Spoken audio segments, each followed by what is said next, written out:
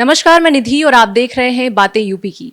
UPSC परीक्षा 2022 के result घोषित हो चुके हैं। जिन 900 स्टूडेंट्स का चयन हुआ है उनमें से एक नाम है अर्णव मिश्रा का। अर्णव मिश्रा ने एग्जाम पास किया है एक ऐसी रैंक के साथ जो इस परीक्षा की तैयारी कर रहे किसी भी स्टूडेंट का सपना होता है। अर्णव मिश्रा ने यूपीएससी परीक्षा में 56वीं रैंक हासिल की है। तो आइए उनसे बातचीत करते हैं और जानते हैं कैसी रही उनकी जर्नी। सबसे पहले तो बहुत बहुत बधाई हो आपको। Thank you so much, thank you so much. अभी कैसा फील कर रहे हैं? अभी की जो फीलिंग्स हैं उन्हें कुछ शब्दों में बयान करना तो बहुत टफ है, बट एक सपना जो काफ़ी समय से लेके चला था मैं, and it has been now few years, like 5 years nearly. 2018 में मैंने स्टार्ट किया था एंड फाइनली वो जर्नी एक तरीके से कल्मिनेट हुई है, तो बहुत ही ज़्यादा अच्छा लग रहा है। एजुकेशनल बैकग्राउंड अगर मैं आपका जानना चाहूँ एक ब्रीफ, तो क्या? Okay, so till class 12th मैंने अपनी स्टडीज़ अपने होम टाउन से ही करी थी एंड आफ्टर दैट मेरा IIT जेई दे के मेरा IIT में सिलेक्शन हुआ था और मैंने IIT जोधपुर से अपनी बीटेक करी है। एंड आफ्टर दैट मैंने कुछ साल के लिए बैंगलोर में नौकरी भी करी थी, बट फिर मैं फाइनली प्रिपरेशन में फुल फ्लेजेड आ गया था वहाँ से रिज़ाइन करके। एंड उसके बाद जैसे सिलेक्शन का दौर हुआ तो उसमें कई सारे फेलियर्स हुए, कई सारे सक्सेस हुए। तो जैसे मैंने सेकेंड अटैम्प्ट जो सिविल सर्विसेज का दिया था उसमें मुझे सिलेक्शन हो गया था और डैनिप्स सर्विस एलोकेट हुई थी। अलॉन्ग विद दैट UPPSC में भी मेरा सिलेक्शन हुआ था विद रैंक 16 एंड मुझे डिप्टी कलेक्टर की पोजीशन मिली थी और उसी की मैं ट्रेनिंग अभी अंडरगो कर रहा था। I was in Lucknow and I was undergoing training. आप इंजीनियरिंग कर रहे थे, उसके बाद क्या मोटिवेशन रहा सिविल सर्विसेज में आने का? देखिए, कई सारे मोटिवेशंस होते हैं जो आपको उस दिशा में मोड़ते हैं। तो जैसे हमारे कॉलेज के कई सारे सीनियर्स थे जो कि कॉलेज में आते थे और जो कि सर्विसेज में थे, तो जब उनकी सेमिनार्स मैंने अटेंड करी तो उससे मुझे इनिशियल मोटिवेशन बिल्ड होना शुरू हुआ कि इस तरीके के काम करने से हम ग्राउंड लेवल पे कितना ज़्यादा वर्क कर सकते हैं और हमारे एक एफर्ट से किसी की ज़िंदगी में कितना ज़्यादा बदलाव आ सकता है। ऑफ कोर्स इंजीनियरिंग हो या कोई भी वर्क प्रोफाइल हो, आप सबसे इम्पैक्ट डाल सकते हैं, बट सिविल सर्विसेज का जो डायरेक्शन है वो ग्रास रूट लेवल पे इम्पैक्ट करता है। तो वहाँ से एक मोटिवेशन ड्रॉ होना शुरू हुआ एंड देन फिर मैंने IIT में रहते हुए भी सोशल साइंसेस के सब्जेक्ट जिसमें सोशोलॉजी सब्जेक्ट था जो कि मैंने बाद में ऑप्शनल में भी लिया था, वहाँ से मेरा इंटरेस्ट सोशियो और मतलब सामाजिक जो ढांचा है उस पर इंटरेस्ट डेवलप होना शुरू हुआ। फिर जो सामाजिक समस्याएं हैं उन पे इंटरेस्ट, और फिर इस तरीके से बिल्ड होता गया। एंड अपार्ट फ्रॉम दैट मेरी फैमिली में भी मेम्बर्स हैं जो कि ऑलरेडी सिविल सर्विसेज में सर्व कर रहे हैं, तो उन्होंने भी बहुत मोटिवेट किया मुझे। अच्छा, बीटेक से आपने फिर सिविल सर्विसेज के लिए स्विच किया, तो क्या क्या चैलेंजेस आए उसमें? देखिए, एक तो अप्रोच का चैलेंज होता है because being an engineering student जो हमारी एक अप्रोच होती है बहुत ही ऑब्जेक्टिव हो जाती है। हम पिन पॉइंटेड आंसर देने की आदत सी हो जाती है, but what UPSC demands is in mains आपको रिटन लिखना होता है बहुत लंबा, और मेंस के पेपर में आपको पूरा थ्योरेटिकल होता है। तो वो एक माइंडसेट का चेंज करना, प्लस अगर इंजीनियरिंग के सब्जेक्ट का आपने ऑप्शनल UPSC में लिया है then it is different, but अगर आपने वो नहीं लिया है तो आपको उसके लिए पूरे अलग से पढ़ाई करनी होती है। But fortunate enough I was कि मैंने सोशोलॉजी एज अ सब्जेक्ट मैंने अपनी इंजीनियरिंग में भी इलेक्टिव सब्जेक्ट्स में लिया था, तो that help me a lot in civil services as well. अच्छा, एक स्ट्रैटेजी की बात मैं करूं अगर, तो इस पूरे एग्जाम को क्रैक करने की क्या स्ट्रैटेजी रही? देखिए, अगर एक शब्द में मैं बोलूँ तो परसिवरेंस। ये एग्ज़ाम आपसे सिर्फ परसिवरेंस मांगता है, आप कितना एफर्ट लगातार कर सकते हैं। मतलब ये एग्ज़ाम ये नहीं मांगता कि आप एक दिन में 15-16 घंटे पढ़ें। मतलब people have different views upon that, but what I feel is कि consistency is the most important part of this examination. If you can consistently dedicate some hours of your life to this exam, then one way or the other कुछ ना कुछ ऐसा होगा जो कि कहीं किसी न किसी फॉर्म में आपको सक्सेस जरूर मिलेगी। मैं ये नहीं कहता कि रैंक क्या आएगी या सर्विस क्या मिलेगी, but definitely you will learn a lot और किसी न किसी फॉर्म में सक्सेस आपको ज़रूर मिलेगी।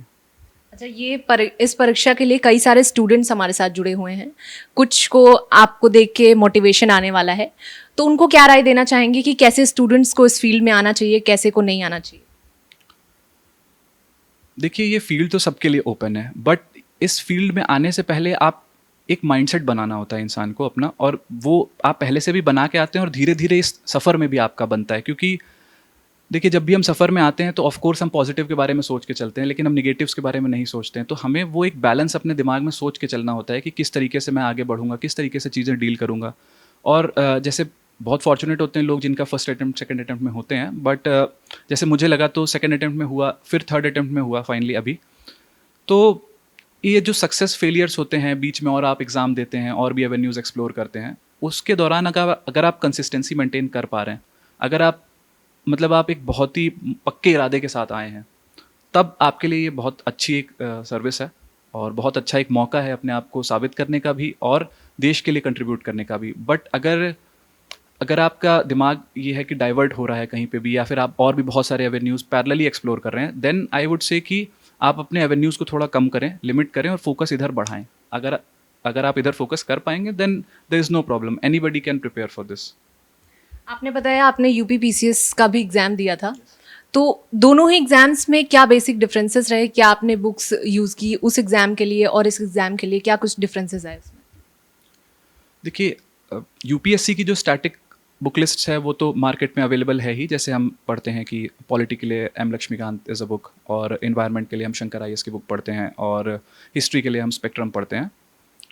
सिमिलरली करंट अफेयर्स के लिए हम कोई भी मटेरियल रेफ़र कर सकते हैं। उसी तरीके से यूपी पीसीएस में भी ये सारी चीज़ें तो होती ही हैं। मतलब आई वुड सजेस्ट कि जो 70% तैयारी है वो लगभग सिमिलर चलेगी, बट 30% का डिफरेंस आएगा। And now that difference has also widened, because अब जो है यूपी पीएससी में भी मेंस में ऑप्शनल सब्जेक्ट हटा के यूपी स्पेसिफिक पेपर्स आ चुके हैं। तो अब वो तैयारी और ज़्यादा डाइवर्ज हो जाएगी। जब मैंने एग्ज़ाम क्लियर किया था तब वो ऑप्शनल सेम होते थे दोनों में, तो मैंने दोनों ही में सेम ऑप्शनल लिए थे, बट पेपर का जो अप्रोच है वो बदल जाता है। फॉर एग्जाम्पल, जब आप यूपीएससी का मेंस लिखते हैं then your perspective is all India and global, but when you are writing a UP PSC paper then आपको यूपी पे भी फोकस रखना है। फॉर एग्जाम्पल, अगर कोई इन्वायरमेंटल साइट्स पूछी जा रही हैं या कोई इंडस्ट्रियल प्रोडक्ट पूछा जा रहा है, तो आपको यूपी के डायग्राम्स, यूपी स्पेसिफिक प्लेसेस, इनका भी बहुत अच्छा आइडिया होना चाहिए, यूपी की लोकेशंस।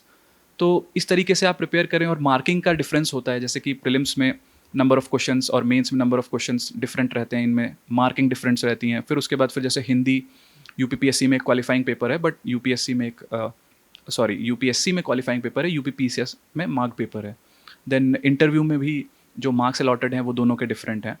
तो ये जो बेसिक डिफरेंसेस हैं इनको अगर आप पैरेलली देख के चलें, और जैसे कि अभी नए पेपर्स इंट्रोड्यूस किए गए हैं यूपी के लिए, तो उनकी भी अलग से पढ़ाई करें। मतलब अब ऐसा करना बहुत ही टफ हो जाएगा कि इंसान दोनों की लगातार एक साथ तैयारी कर सके। तो जब जिस तरीके की सिचुएशन आए उस हिसाब से आपको एडजस्ट करना पड़ेगा अपनी तैयारी को, बट कुछ कोर जो बेसिक 50-60% है वो तो दोनों का सेम चलेगा। अच्छा, प्री मेंस और इंटरव्यू की अलग अलग स्ट्रैटेजी क्या रही आपसे, अगर मैं जानना चाहूँ?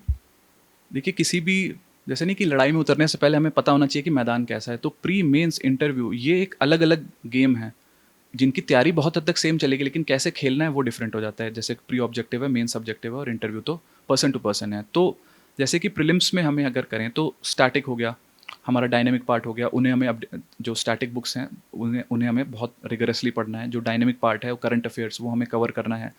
और उसके साथ ही डिजिटल मीडिया का जैसे हमने बात करी, वो भी बहुत ही यूज़फुल सोर्स है अपनी नॉलेज को इन्हांस करने के लिए।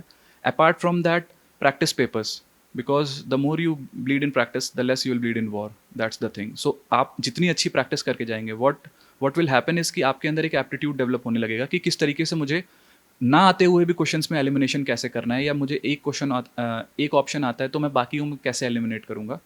तो इस तरह की जो चीज़ है वो आप जब प्रैक्टिस करते हैं 10 पेपर 20-30 जितनी आप प्रैक्टिस कर पाएँ, तो दैट एप्टीट्यूड विल डेवलप। तो वो आपके प्रीलिम्स में बहुत ही हेल्पफुल होगा, along with proper time management. कई बार लोगों का टाइम मैनेजमेंट प्रॉपर नहीं हो पाता। And for prelims disclaimer is कि भाई सीसैट पे बहुत अच्छे से ध्यान देना। आई हैव सीन पीपल जिन्होंने बहुत अच्छे से जीएस अपना निकाला बट सीसैट में चूके, और उसकी वजह से पूरा अटेम्प्ट वेस्ट हुआ।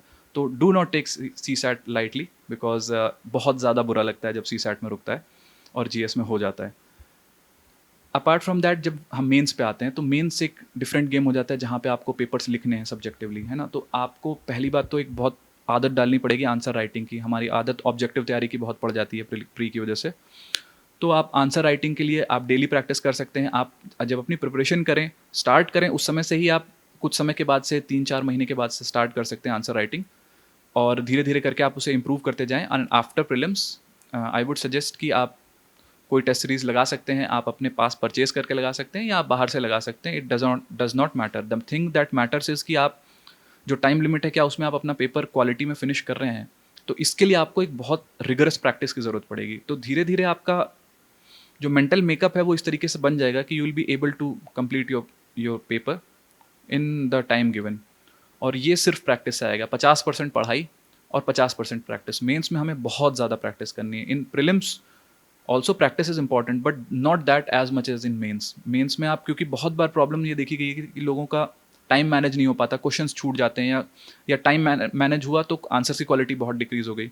तो वो जो एक परफेक्ट बैलेंस है वो आपको ढूंढना है मेंस में, और वो सिर्फ प्रैक्टिस से आएगा। अपार्ट फ्रॉम दैट जो भी मेंस का कंटेंट है वो हम कहीं से भी किसी भी स्टैंडर्ड सोर्स से रेफर कर सकते हैं, उसे पढ़ सकते हैं। और डिजिटल मीडिया है ही। और अपना ऑप्शनल बहुत ध्यान से चुने, वही सब्जेक्ट ऑप्शनल चुने जो कि जिसमें आपको एटलीस्ट इंटरेस्ट हो। मतलब मार्केट में जो चल रहा है या फिर जो बहुत ज़्यादा रिजल्ट निकल रहा है, अगर इस तरीके से करके आप चुनेंगे तो धीरे धीरे करके, अगर फॉर गॉड सेक अगर लंबी तैयारी हो गई तो वो आपके लिए बहुत प्रॉब्लम हो जाएगा। मतलब ऑप्शनल शुड बी कि जब मैं अपना जीएस पढ़ के थक चुका हूँ ना, then the optional is a relief for me. जब मैं उसे पढ़ूंगा तो मैं इंटरेस्ट से पढ़ूंगा उसे। तो सोशो मेरे लिए उसी तरह था कि जब मैं जीएस से बहुत बोर हो जाता था तो जब ऑप्शनल पढ़ता था तो मज़ा आता था एक सोशो की, कैसे सोशोलॉजी में किस तरीके से चीज़ें वर्क कर रही हैं। तो तब वो आपके लिए ईजी होगा। और ऐसे पे अपना बहुत ज़्यादा कमांड डेवलप करें, बिकॉज ऐसे फिलोसफिकल ऐसे यूपीएससी में आजकल बहुत आ रहे हैं, तो उस पर आपको एक अच्छा कमांड डेवलप करना पड़ेगा। उसके लिए आप अपना एक स्केलेटन बना लें। आई वुड सजेस्ट कि किस तरीके से मैं उनको अप्रोच करूँगा, किस तरीके से मैं कीवर्ड्स को डिलीनेट करूँगा, किस तरीके से मैं अपना इंट्रो बॉडी कंक्लूजन करूँगा, स्ट्रक्चर बनाऊँगा। ये चीज़ें प्री प्लान कर लें, वहाँ के लिए ना छोड़ें कि मैं ऑन दी स्पॉट डिसाइड करूँगा, because that works for some people but for the most people it causes a great problem. और मेंस का भी आप इसी तरीके से प्रैक्टिस करते करते कि मैं इंट्रो बॉडी कंक्लूजन किस तरीके से करूँगा, मैं पॉइंट्स किस तरीके से बनाऊँगा।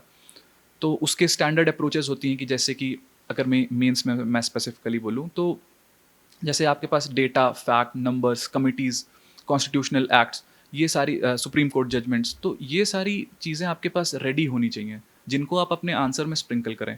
Along with that diagrams are extremely important. आपको जहाँ जो भी रेलिवेंट लगे उसमें आप अपना डायग्राम ज़रूर बनाएं, because that will add definitely add to your marks. साथ ही साथ एथिक्स की बहुत अच्छे से प्रिपरेशन करें, because ethics really can make a difference in your scores and in your rank and service. तो ऐसे एथिक्स ऑप्शनल, ये तीन तो बहुत ज़्यादा इंपॉर्टेंट है, आप इनमें कहीं पे वीक नहीं कर सकते। जीएस में आप जितना स्ट्रॉन्ग कर लें well and good, because almost हर इंसान जो प्रीलिम्स निकाल के आता है उसका जीएस एक बहुत मजबूत पार्ट होता है। बट ऐसे एथिक्स ऑप्शनल, आपको इनको बहुत स्ट्रॉन्ग रखना है। For the interviews, the thing is आपको कितना फियर है, आपने पब्लिक स्पीकिंग कितनी करी है, it does not matter a lot until you are ready to practice. तो अगर आप प्रैक्टिस कर सकते हैं, आपके अंदर वो एफर्ट है, तो आप धीरे धीरे जो गैप होता है उस बीच में, मेंस और इंटरव्यू के बीच में, आप उस चीज़ को, कैपेसिटी को डेवलप कर सकते हैं। वो आप मिरर प्रैक्टिस कर सकते हैं, मिरर्स के सामने, वो आप अपने फ्रेंड्स के बीच में बातचीत करके कर सकते हैं। But keep in mind that do not waste your time in vague discussions. और वो आप मॉक इंटरव्यूज़ के थ्रू कर सकते हैं। फिर उसके लिए आपको स्टडीज़ जो हैं, आप जैसे कि for the interviews, for the personality test, my almost 70 to 80% preparation was online, because मेरी सारी प्रिपरेशन ऑलमोस्ट घर से ही हुई है। मैं कुछ समय के लिए दिल्ली में था, but most of the preparation I came back in during the times of corona virus and then I never left. So most of the preparation मेरी डिजिटल फॉर्मेट में ही हुई है। And for the personality test around 80% online medium से हुई है। तो साथ ही साथ जो मॉक टेस्ट्स होते हैं आप उनको दीजिए, उनसे आपका कॉन्फिडेंस बढ़ेगा, आपकी जो आंसर को आर्टिकुलेट करने की स्ट्रैटेजी है वो इम्प्रूव होगी। किस तरीके से डिस्कशन को हमें अपने तरीके से लीड करना है, रैदर देन मतलब बहुत ज़्यादा पिटफॉल्स में जाने के, या फिर किस तरीके से अगर हम पिटफॉल में फंस भी रहे हैं डिस्कशन में तो कैसे उसको वहीं एंड करना है। Because what happens is in interviews that अगर कोई चीज़ कहीं सिंक होने लगती है धीरे धीरे, इंटरव्यू अगर हल्का सा डाउन जाता है तो हमारा मॉरल भी उसी के साथ डाउन चला जाता है। तो कैसे उसको वापस रिकवर करके लाना है या उस बात को कैसे बदलना है कि we can come to some other topic, जिससे कि जो जो बोर्ड मेंबर्स हैं they can explore other parts of my personality as well rather than sticking on single point. तो जब इस तरीके की धीरे धीरे आप प्रैक्टिस करेंगे तो it will automatically develop and ultimately they are very learned people. So it doesn't matter कि आपकी लैंग्वेज कैसी है या आपका प्रोनाउंसिएशन कैसा है, इट जस्ट मैटर्स कि आपका आर्टिकुलेशन कैसा है और आप अपना पॉइंट्स किस तरीके से कन्वे कर पा रहे हैं उनको कितनी अच्छी तरीके से, एंड उनको ये आइडिया लग जाएगा। तो अगर किसी को इन चीज़ों में भी प्रॉब्लम है सो उन्हें चिंता करने की बिल्कुल ज़रूरत नहीं है। They are very understanding people, they are very knowledgeable people, they will get to you. मतलब वो आपकी मतलब आत्मा तक देख लेंगे, मतलब है ना। तो आपको इस चीज़ के लिए बिल्कुल भी परेशान होने की ज़रूरत नहीं है। मैंने देखा है लोगों को इस चीज़ के लिए थोड़ा सा परेशान होते हुए, लिंग्विस्टिक इश्यूज़ आते हैं, तो बिल्कुल भी इस चीज़ की टेंशन ना लें। और होपफुली आप ये सारे चरण पार करते हुए होपफुली बहुत अच्छी एक सर्विस में आएंगे और देश की सेवा करेंगे। अच्छा, अभी ऑनलाइन मीडियम जो है वो डोमिनेट कर रहा है, आप क्या कहेंगे, ऑनलाइन या फिर ऑफलाइन, कौन सा मीडियम बेस्ट? देखिए, मैं भगवान बुद्ध की वही बात कहूँगा कि मध्यम मार्ग निकालना होता है। किसी की भी चीज़ की अति खराब होती है और किसी की भी चीज़ को छोड़ना भी खराब है। तो मैं यही कहूँगा कि जैसे डिजिटल मीडिया है, मैंने डिजिटल मीडिया का बहुत यूज़ किया अपनी पूरी प्रिपरेशन में। मतलब around I would say 40-50% digital media का ही सोर्सेज रहा, जो कि हमें अपडेटेड रखता है। लेकिन it is a double aged sword. हमें बहुत ध्यान रखना होता है कि कई बार हम जो यूज़फुल कंटेंट है वो थोड़ी देर ही रेफ़र करते हैं और हम फिर पता नहीं कहाँ कहाँ स्क्रॉल करने लगते हैं, and we open YouTube and we just don't know कि टाइम कहाँ चला गया। तो हमें उस चीज़ को बहुत ध्यान रखना है कि हमें एक बहुत ही पावरफुल टूल दिया गया है इंटरनेट के फॉर्म में, बट उस पर टाइम हम वेस्ट कहाँ कर रहे हैं, कहाँ हम उसको प्रॉपरली यूटिलाइज़ कर रहे हैं। So what I would suggest to the students is that आप जो भी अपना जो प्रिंटेड मीडिया का स्टडीज़ है वो अपनी आप दिन के टाइम पे कर सकते हैं। शाम के टाइम पे व्हेन यू आर टायर्ड और अब आप बहुत ज़्यादा स्टैटिक स्टडी नहीं कर पा रहे हैं, तब आप डिजिटल मीडिया पे जा सकते हैं। 2 आवर्स 3 आवर्स आप डिजिटल मीडिया पे जो भी अपडेट्स हैं, फॉर एग्जांपल करंट अफेयर्स के आप कोई भी अपडेट्स लेने हैं, आप सोशल मीडिया को ज़रूर जो डिजिटल मीडिया है उसको ज़रूर रेफ़र करें, बिकॉज वो आपको बहुत अपडेटेड रखेगा। पेपर्स आई हैव ऑब्जर्व कि बहुत ज़्यादा डायनेमिक हो गए हैं। प्रीलिम्स तो बहुत ही ज़्यादा डायनेमिक और डाइसी है, तो उसके लिए आपको अपनी नॉलेज को भी उतना ही अपडेटेड रखना पड़ेगा। तो digital media is very helpful for that. अच्छा, मैं आपकी जर्नी की बात एक बार फिर करना चाहूँगी। तो आपकी जर्नी जो रही वो शुरू से किस तरह की रही, और उसमें क्या क्या मोटिवेशनल फैक्टर्स जो आपकी फैमिली या फिर फ्रेंड्स, किसने सबसे ज़्यादा सपोर्ट किया? देखिए, अगर मदर फादर को कहें तो अगर भगवान के बाद कोई आता है हमारे सबसे क्लोजेस्ट, तो वो पेरेंट्स ही होते हैं। तो उनका रोल, वो उस क्रेडिट के दायरे में ही नहीं आते कि मैं किसे क्रेडिट एलोकेट करूँ, है ना। मतलब क्योंकि उन्होंने ये एग्ज़ाम उतना ही दिया है जितना मैंने दिया है। मेरे साथ उठना सोना, मतलब एक जो मिलिट्री शेड्यूल होता है ना घर में कि भाई इतने बजे मुझे उठना है और इतने बजे सोना है टाइप से, तो वो ज़िंदगी उन्होंने भी मेरे साथ जी है। एग्ज़ाम के हॉल में मैं जा रहा हूँ, बट बाहर उनके दिमाग में भी टेंशन उतनी ही है। तो उनकी तो ये बात हो गई। देन आफ्टर दैट मेरी सिस्टर जो हैं, she is an IFS officer. अभी वो DFO चंबल रीजन में है, और उन्होंने बहुत इंपॉर्टेंट रोल प्ले किया, बिकॉज उन्होंने भी ये पूरी जर्नी कवर करी थी। और she also got selected in UPSC with rank 229 and she got IRS, and then in UP PSC as well she was a deputy superintendent of police. Finally उन्होंने इंडियन फॉरेस्ट सर्विस ज्वाइन किया, और उनकी जो journey थी उन्होंने भी मुझे बहुत मोटिवेट किया कि इस रास्ते पे किस तरीके से चलना है, क्या समस्याएं आती हैं, किस तरीके से मैनेज करना है।